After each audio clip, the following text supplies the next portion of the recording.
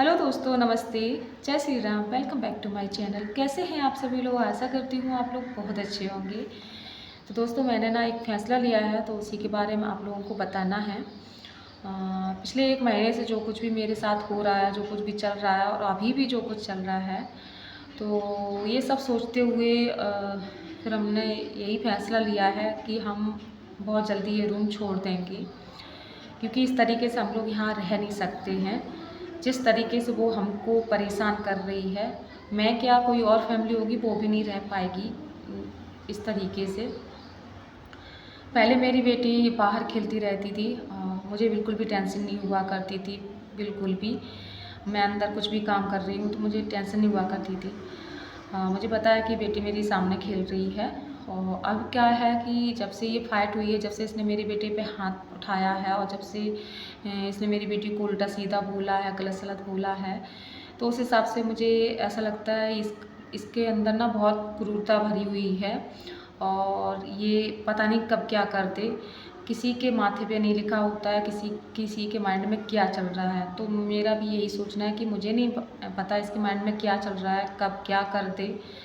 तो इसलिए मैं अपनी बेटी को बिल्कुल भी बाहर भी नहीं जाने देती हूँ, अपने रूम के अंदर ही रखती हूँ।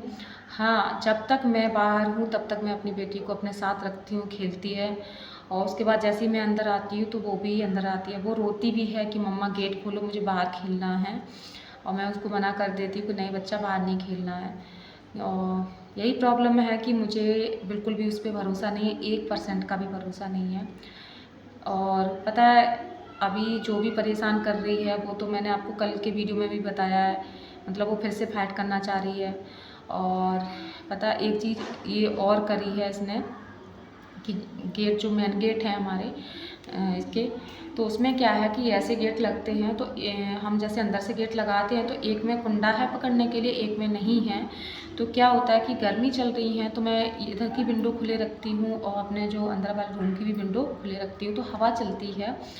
तो अब जैसे हम गेट लगाएंगे तो एक को तो हम पकड़ लेंगे, दूसरे को हम पकड़ नहीं सकते, तो उसको हम इस तरीके से करेंगे। तब तक क्या होता है, हवा की प्रेस से वो एकदम से अपने आप लग जाता है, तो थोड़ी सी नॉइज कर जाता है। अब उसको लेके ये मकान मालिक से बोलिए कि आप गेट बहुत तेज़ लगाती है, आपके गेट टूट जाएंगे।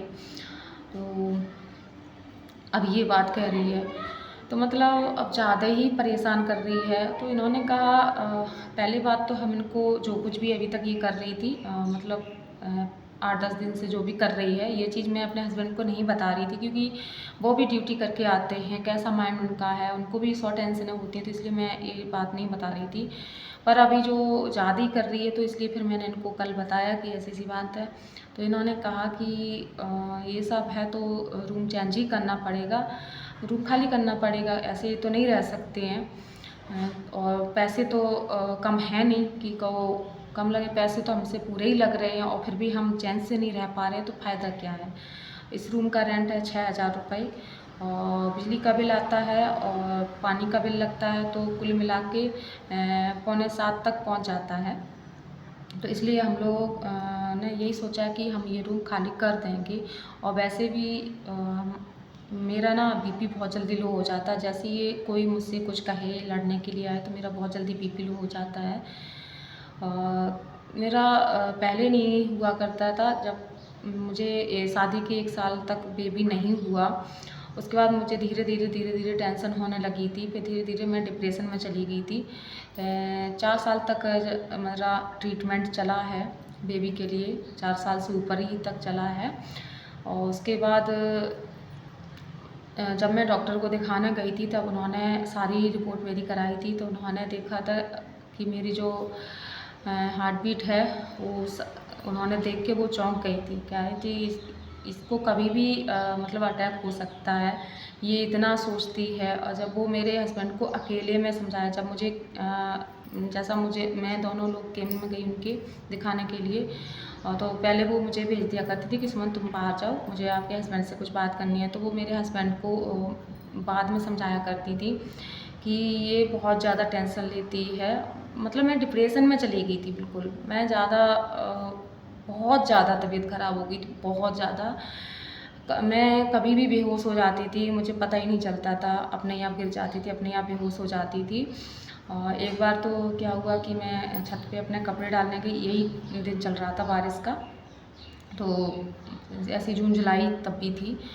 तो मैं कपड़े डाल के ऊपर से नीचे उतर रही थी, मुझे जैसे मैं कपड़े डाल रही थी तभी मेरी आंखें बंद होने लगी थी, अंधेरा से छाने लगा था आंखों के सामने। तो मैं जब तक नीचे सीढ़ियों से उतर के जब तक नीचे आई तो एक दो सीढ़ी रह गई थी, बस मैं वहीं फिर गिर गई। तो और जो किराएदार रह रहे थे उन्होंने देखा, एकदम उन्होंने भाग के मुझे उठाया, फिर मेरे रूम में ले जाके मुझे लिटाया। लिटाने के बाद फिर उन्होंने देखा कि मेरी बॉडी ना बिल्कुल ठंडी होती जा रही, बिल्कुल ठंडी होती जा रही। तो वो लोग मतलब मैं इतना तो महसूस हो रहा था हल्का हल्का, ये लोग कुछ कर रहे हैं, तो मेरे हाथ और वो पैर मल रहे थे और सर्दी भी बहुत ज़्यादा लग रही थी। तो इन्होंने फिर मुझे गर्म कपड़े उड़ाए, जो भी उन्होंने उनको मिला। बहुत बिल्कुल ठंडे पड़ गए थे हम बिल्कुल, और मुँह नहीं खुल रहा था मेरा, मैं कुछ मतलब ऐसा लग रहा था कि मुझे पता नहीं क्या हो गया हो या मेरी जान निकल रही हो। तो अक्सर कभी भी हम जैसे बात करते थे हम हस्बैंड या कभी भी, तो राकेश सर ऐसी कुछ बातें मतलब लिया करते थे। इनके जो राकेश सर थे, तो जो उनका लड़का था, पूनम दीदी रहती थी हरिद्वार में, मेरे मकान में ही रहती थी, जहाँ हम रहते तो वहीं पे बगल में ही रहती थी।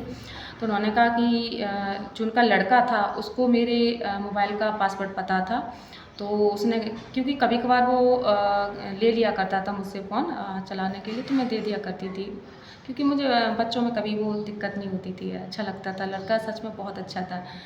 तो उसको पता उन्होंने उससे लॉक खुलवाया, फिर उन्होंने राकेश सर का नंबर ढूंढा, फिर उन्होंने फ़ोन कराया कि ऐसे वो बोल रहे कि हाँ कि इनकी वाइफ की तबीयत बहुत ज़्यादा अचानक ख़राब हो गई, जल्दी से उनको यहाँ पे भेजो। तब फिर वो आए, उसके फिर मुझे जल्दी से हॉस्पिटल ले जाने के लिए करने लगे, क्योंकि होश ही नहीं आ रहा था मुझे। तब मैं जाके 4-5 घंटे बाद मैं होश में आई थी। 4-5 घंटे बाद सब लोग बहुत परेशान हो गए थे। फिर यहाँ पे घर पे ना ससुराल में मायके में किसी को नहीं बताया था कि मेरी कितनी तबीयत ख़राब हो गई थी। और जब मैं होश में आई थी उसके दूसरे दिन मेरी बॉडी एकदम से ऐसा लगा कि बिल्कुल हमारे अंदर कुछ बचा ही नहीं। एकदम से ऐसा लगा कि बॉडी को एकदम कोई चीज़ का झटका सा लगा और मैं बिल्कुल पतली हो गई थी, बिल्कुल। सब लोग देख के रह गए कि एकदम एक दिन के अंदर तुम्हारी ये कंडीशन हो गई। तो वही चीज़ क्या है कि अभी मुझे ऐसे हो गया 10-11 दिन हो गए हैं शायद, हाँ तभी की बात है। मैं किचन में खाना बना रही थी, पिछले संडे की बात है शायद, पिछले संडे की बात है, ये छुट्टी थी इनकी। तो मैं किचन में खाना चाय बना के पी चुके थे, ये नाश्ता कर रहे थे, तो इन्होंने पता नहीं कुछ कहा कि ये और बना लाओ, तो मैंने कहा ठीक है।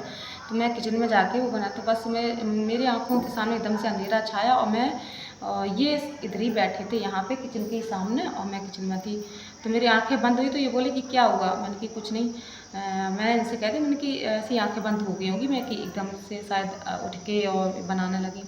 और मेरी आँखों के सामने एकदम से अंधेरा हुआ, मैं जैसी खड़ी थी वैसी एकदम गिरने लगी। तो मैं गिर गई थी, तब तक इन्होंने हाथ लगा लिया, नहीं तो जो स्लिप होती है उसमें सिर लगने वाला था। तो इनकी चाय सब फैल गई, इन्होंने इतनी जल्दी में हमको पकड़ा। तो फिर जेका की हाल के हाल इन्होंने पानी डाला, तो मैं एकदम से होश में आ गई थी। तो वो इनको भी लग रहा है कि इतनी टेंशन है, यही वो माइंड में ना ये चीज़ें चलती रहती हैं, निकलती नहीं है। कोई भी कुछ जो भी करता है वो भले ही हम अपने मन को शांति दे दें कि नहीं हम भूल जाएंगे, ये सोचेंगे नहीं, पर ऐसा कुछ नहीं होता है। माइंड में तो वो बातें रह ही जाती हैं, काफ़ी बातें चल रही थी माइंड में और चलती भी रहती हैं।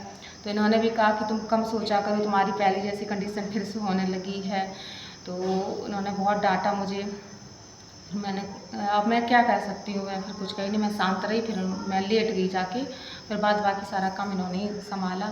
तो इसी वजह से ये बोले कि भाई तुम्हें कुछ हो गया तो मैं बर्दाश्त नहीं कर पाऊँगा, सबसे बढ़ के तुम और मेरे लिए मेरी बच्ची है, ये बोले हैं, तुम ही दोनों के लिए मैं यहाँ पे पड़ा हूँ, तुम ही दोनों के लिए कर रहा हूँ सब कुछ, और तुम ही लोगों को कुछ अगर हो जाए तो हम कैसे जी पाएंगे। तो इन्होंने कहा ऐसे सही नहीं रहेगा, इससे अच्छा है हम रूम खाली कर देते हैं, हमें ऐसा रूम नहीं चाहिए। तो बस यही है कि देखते हैं कब रूम खाली करते हैं, तो आप लोगों को ज़रूर बताएंगे। और ये भी हो सकता है कि यहाँ पे रहें, और हो सकता है मुझे घर भी जाना पड़े, क्योंकि ज्ञानवी का एडमिशन भी मुझे कराना है प्लेयर में, क्योंकि वो भी स्कूल के लिए होगी और यहाँ पे हम एडमिशन करा नहीं सकते। तो अभी ये भी हम लोग सोच रहे थे कल की करना क्या है, कि यहाँ रहना है कि घर पे। तो ये सब देखते हैं क्या। फिर बस इतना तो फाइनल हो गया कि रूम यहाँ से खाली करना ही है, और कहाँ रहना है ये अभी फाइनल नहीं हुआ है। तो वो हम आपको नेक्स्ट वीडियो में बताएंगे। तो वीडियो कैसा लगा ज़रूर बताइएगा, और लाइक शेयर सब्सक्राइब कमेंट करना मत भूलिएगा, और साथ में बेल आइकन दबाना मत भूलिएगा। तो मिलते हैं हम नेक्स्ट वीडियो में, तब तक के लिए फ्रेंड बाय बाय।